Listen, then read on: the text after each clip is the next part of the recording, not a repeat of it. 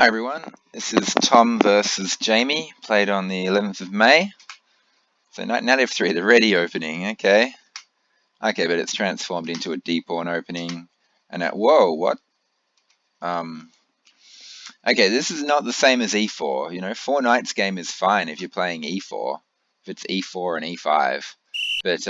But knight c3, I've spoken about this in other videos, so the knight does not belong here. All black has to do is play c6, and this knight has no future at all. It's not going to b5. It's not ever taking this pawn. It's not going to e4. It's just a very badly placed knight. This is the ideal opportunity to chuck out c4, and you're turning it into a queen's gambit basically, and then the knight sits in behind the pawn. The knight's perfect here because it's working together. The knight and the pawn are both attacking d5. So c4 first, then bring the knight to c3. If you just play knight c3 straight away, this knight is very awkwardly placed. Now black's played c5. I don't think it's a good idea to just throw out c5. I mean, can you just play bishop f5 now?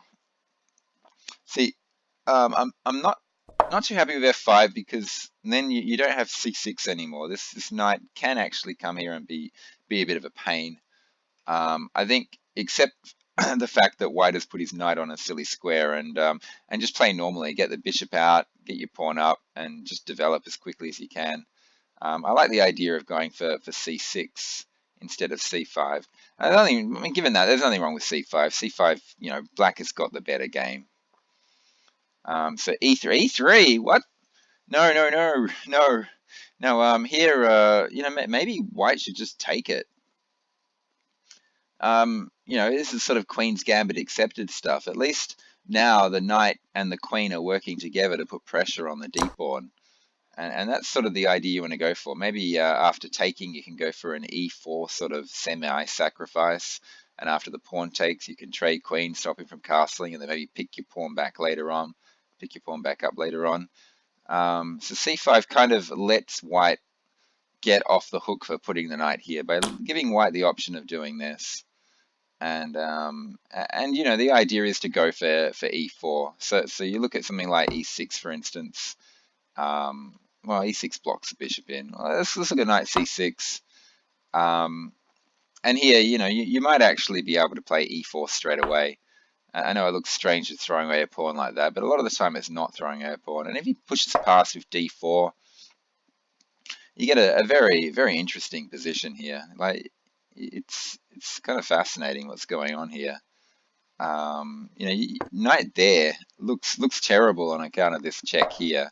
Allowing c3, but after d takes and then the knight takes back, if the queen were to try and grab this pawn, for instance, you've got moves like knight b5 now, and the c7 square is a bit of a problem. You've also got bishop here just hitting the queen, and you've got 3 things defended, and the bishop's ready to come out at will, and this bishop's trapped in, and this king is stranded in the center, that sort of thing. So you can get pretty sharp play if you play a move like e4. If white decides, oh, I'm going to take that pawn, if black decides to take the pawn, white can just trade queens, and he can throw in bishop checks, or knight b5 is very frustrating and very difficult to deal with. How do you stop this move here? Knight d5, of course, is running into things like this is on pre. It's a mess of a position, but that's kind of the whole idea behind e4. And with the knight on c3 coming out to c3, you really are paying for active piece play, and this is giving white active piece play. So maybe like knight here, for instance, or knight g5 hitting the e pawn is it's interesting because the threat is stuff like bishop here.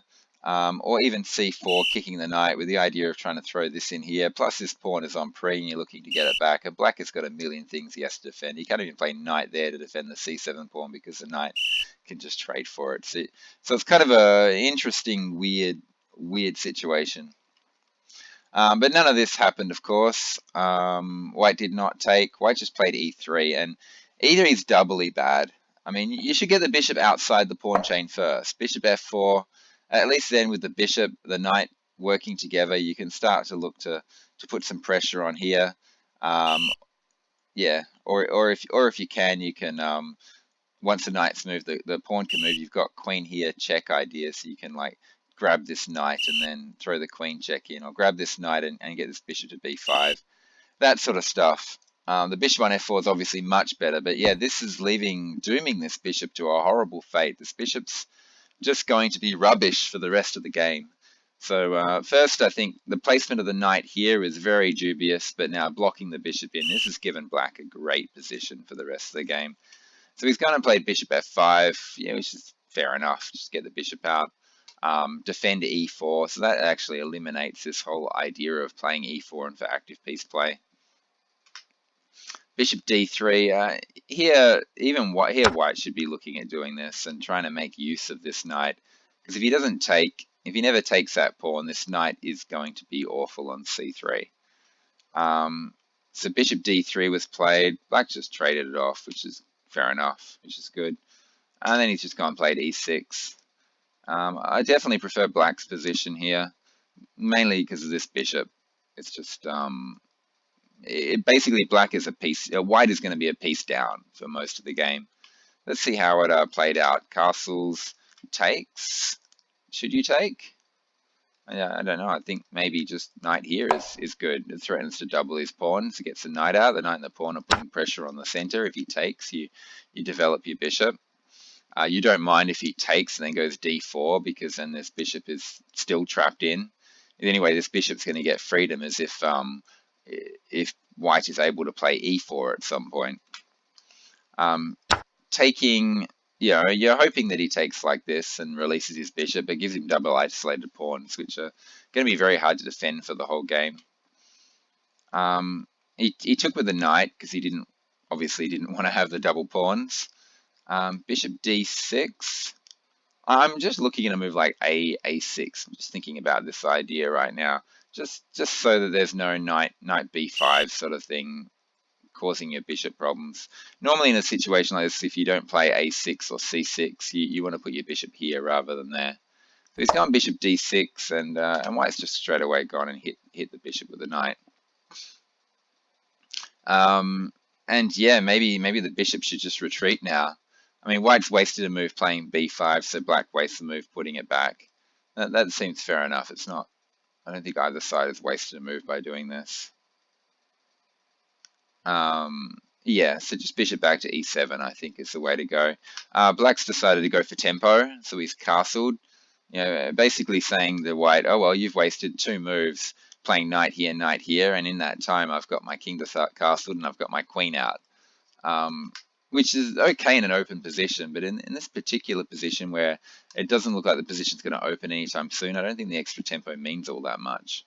I think it's better preserving your dark squared bishop, because your dark squared bishop's going to be your greatest asset this game. It's going to be harassing this king, and it's basically going to run around the board unopposed, because your opponent's bishop, which is the key piece to oppose your dark squared bishop, is blocked in by his own pawns.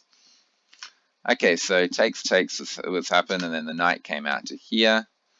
Not sure. Can you play e4? I mean, the idea is you need to go for this thrust, this e4 thrust, as soon as possible. E5 is obviously going to be the sort of thing black's looking at doing.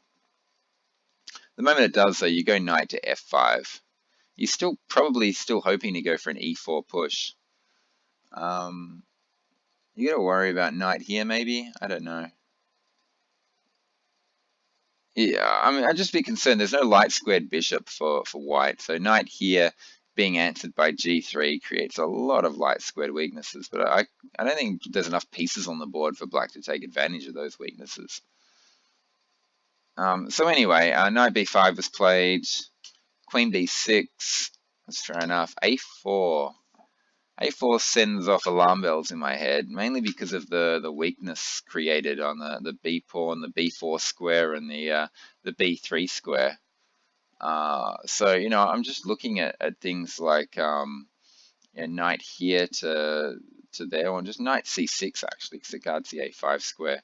Knight c6. That's actually what was played, so we can explore this a bit whilst looking at the actual gameplay. So that stops eventual a5 stuff, but also you've got this b4 square for the knight, or the knight could jump into a5 and start looking at the b3 square. Every time you push a pawn, you're giving up squares, and playing a4 has permanently given up the b4 and b3 squares to black, and this is going to be a problem for white to deal with. How is he going to deal with the weaknesses created in his queen side? I almost prefer to just retreat the knight, to be honest. Knight back to c3. Well, it might be a problem because there's this d4 push that you got to deal with. The problem being that after takes, sure, you release your bishop, but you're left with this isolated d pawn, which is really, really bad because it's not even in the middle of the board. It's on d3. Maybe knight just going back to d4. Just say to black, fine, you can have the center. I've got a small center, and I can handle either one of your thrusts in the middle. It's tricky. Knight a3 also comes to mind as a possibility. Like from a3, it's not a very active piece, but it is guarding key squares like the c2 square, which stops black from infiltrating with his rooks.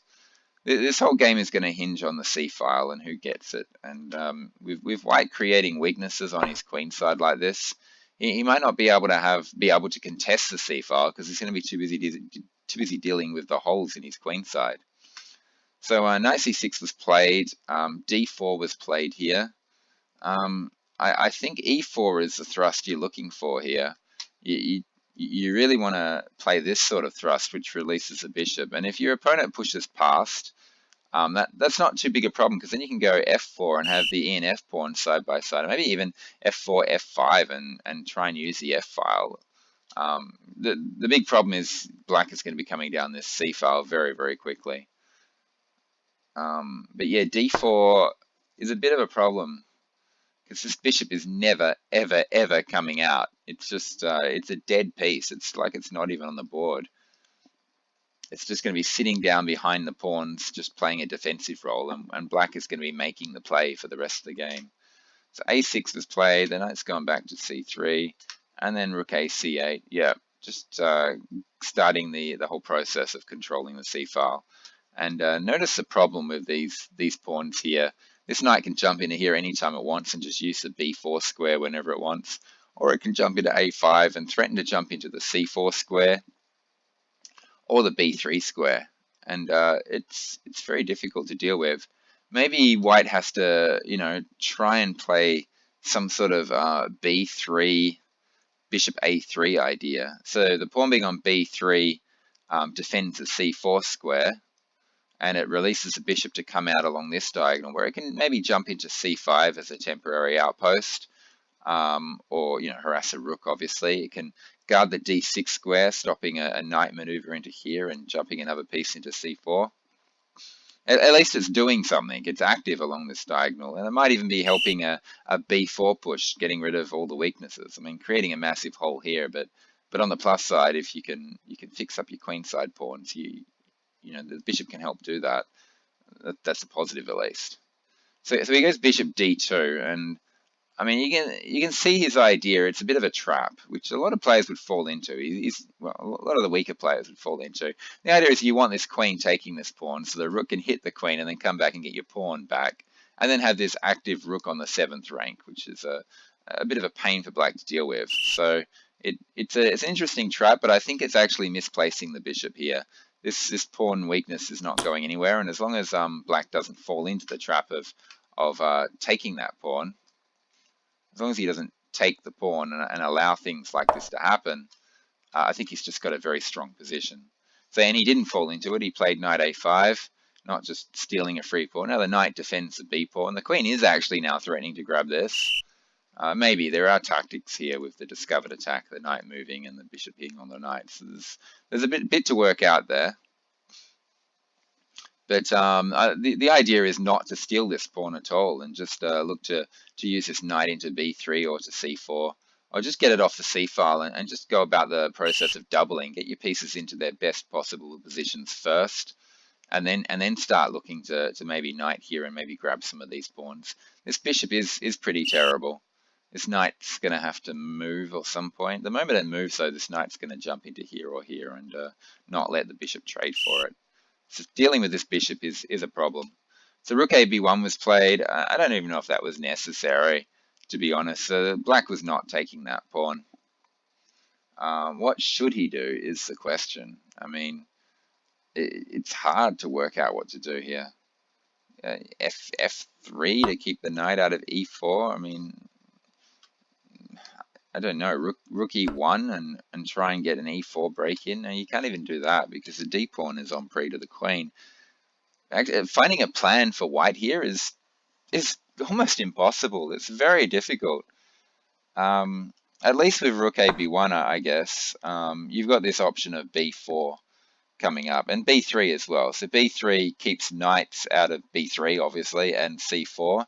b4 creates a massive outpost in c4, but maybe that's what white just has to accept. Just has to say, okay, I've messed up by playing a4. I'm just going to play b4 now, and I'm going to keep. I'm going to let him have this outpost, but I'm going to have a solid position, and he's not going to be able to break through. Sometimes you just have to accept one weakness in order to get rid of another. You basically get rid of major weaknesses and replace them with less devastating weaknesses, and that might be the sort of thing that white needs to think about here. So he plays rook a b1. Black just goes about doubling, and then rook e1. I'm not sure. I really think maybe b3 needs to be played here. Just play it, keep the knight out, and yeah, just sit there and hope for the best. I don't know. It's a tricky situation. Rook e1. Is he seriously going to play e4? Was this queen hitting the d pawn like this? Maybe the bishop needs to drop back to e1. So the queen at least defends this square, and maybe you can then go f3 and e4. I don't know. It's hard to find a move for white. Everything's bad. And that's what happens if you've got a good position. It's quite easy to play. You've got like 5 good moves to choose from. When you've got a weaker position, you often only have 1 or 2 moves which are even playable, and the rest are just bad. It's so much easier to play this position than it is to play white's position.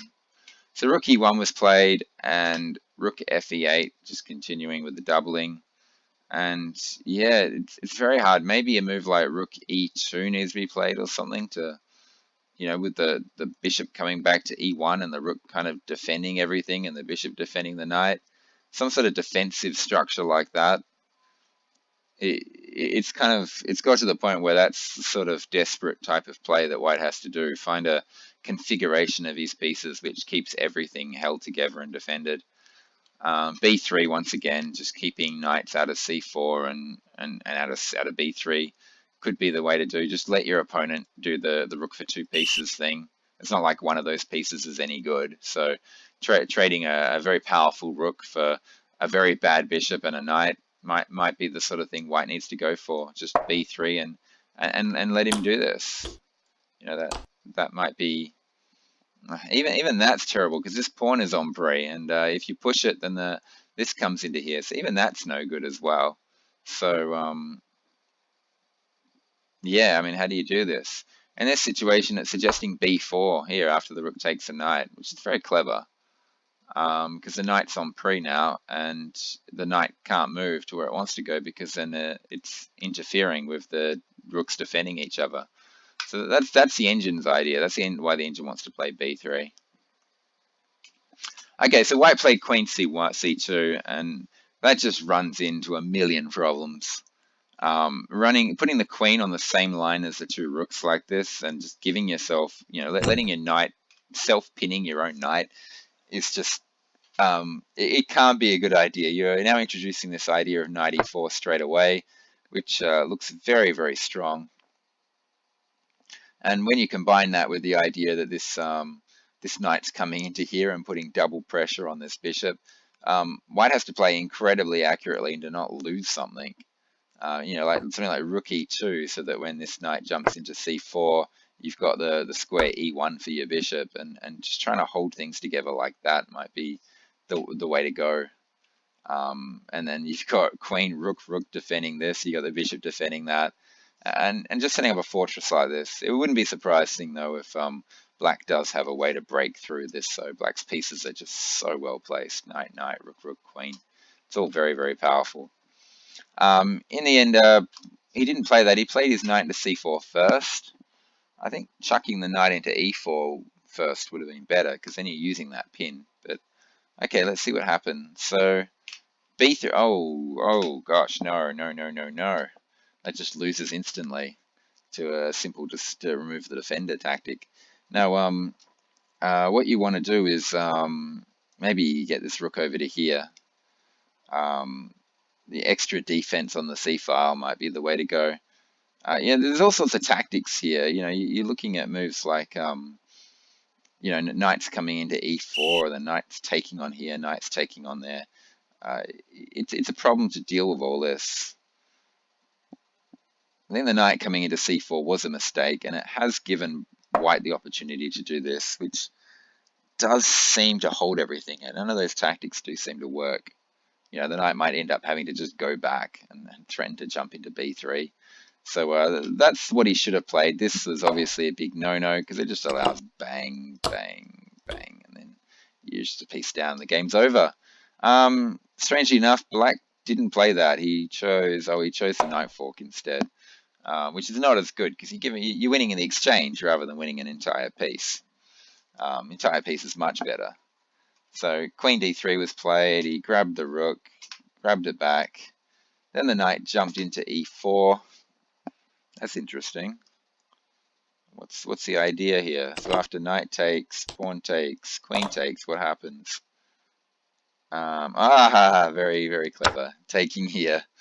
And if the rook takes, then you've got the rook sack and then back row mate to follow. Okay, yeah. So white didn't take it. Instead, he went rook there, and that just loses. Same removal the defender exercise, just knight takes. And after, oh no, yeah, you just do this, and then you're pinning the knight to the rook at the end. He did the reverse move order, I think. I think he took here, which is not as strong as just taking the bishop straight away, because I think it gives white the opportunity to throw in this rook b1 first, which complicates things a little bit. It's still easily won for black, but the reverse move order was a bit better. White didn't take it. He played f3, which yeah, is just allows knight takes d2 and then grab the knight. He didn't take that though. He decided to take this one, which I think is not as good because it gives white the opportunity to preserve pieces. He's not forced to trade the bishop for the knight. He can just run his rook away somewhere to e1 or something. And even though black's easily winning because he's a whole rook up, you know, black should be choosing the lines that force the trades. After this, you know, that forces a trade. You're threatening to take this knight, and the knight can't move because of the pin. And if the queen takes back, you just instantly bang, take this, and all the trades are forced, and white just loses instantly. So taking the knight was an inaccuracy. Lucky for black, white went and started trading. He shouldn't be. If you're losing, particularly if you're a whole rook down, you should be preserving your pieces. Avoid all trades. Rook e1, here we go, no trades. And at least then you've got a queen, bishop, and a rook to fight back with. And, you know, maybe you can charge through the center and get some activity somehow if black messes it up. Just trading is just the same as resigning, basically. And particularly, yeah, trading with the rook, because then you're forced to take back, and yeah, and it just loses by force. And the game is over. Okay, yeah, black turned it into a race. Okay, so quite a lot of lessons there to learn in that game. I hope people took something from that or learnt a few things. Thanks for listening. Goodbye.